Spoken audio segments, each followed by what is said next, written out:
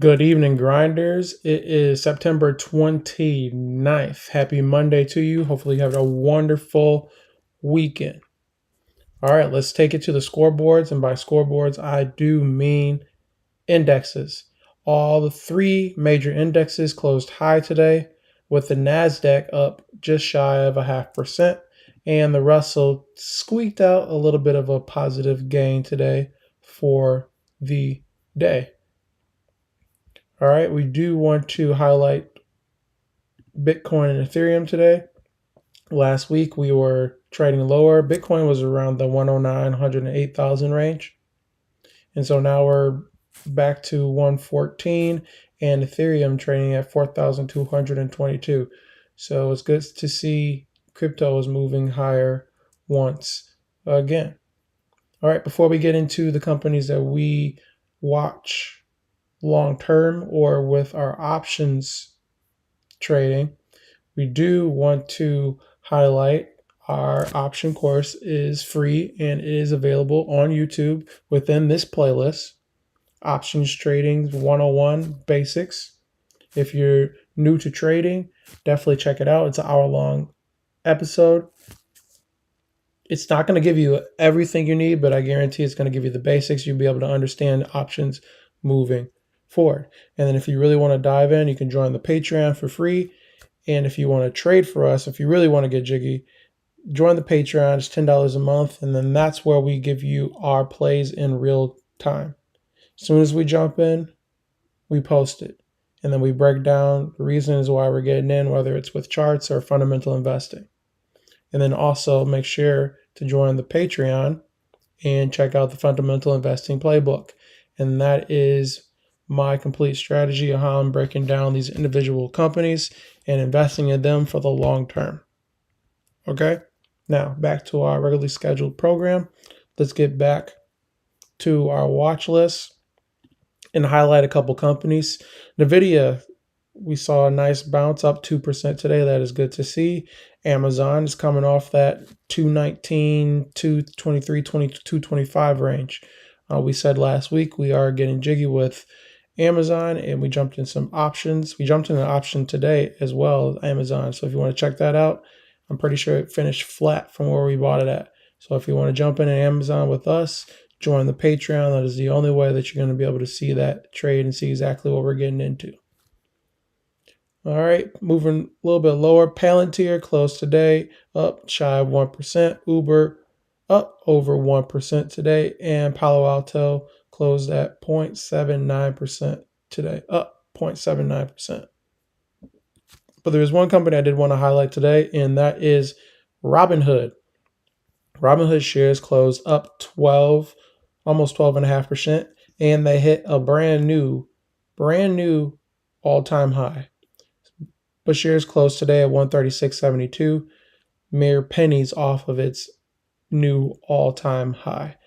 And so I did want to show you why Robinhood shares skyrocketed early this morning. So CEO of Robinhood, Vlad Tenev, he posted on X. It's a graph and some text that says Robinhood prediction markets just crossed 4 billion event contracts traded all time, with over 2 billion in Q3 alone, and we're just getting started. And then here it has this nice graph for us. Event contracts, if you're not familiar, so it really started off where you could wager money on the outcome of the election, whether Trump was going to win, whether Biden was going to win, or Kamala was going to win. And then now on Robinhood, they do have the ability for you to trade these event contracts in sports. And so obviously the NFL season just kicked off, and it looks like the event contracts are doing extremely well on Robinhood. We didn't hit on it, but DraftKings stock it's a company that we have long-term shares and we have options in. We believe DraftKings is due to take off, but the reason why DraftKings shares may just be trading flat is because Robinhood is now really taking their lunch in a way. Now, you can't do parlay bets and things of that nature, but Robinhood and these event contracts, they are allowing you to bet on sports, and in some cases, it's with reduced fees. So that could be definitely taking business from DraftKings, FanDuel, BetMGM, all of those companies, and it'll be interesting to see how DraftKings and FanDuel's reports in its next upcoming earnings and what they have to say about Robinhood and those event contracts.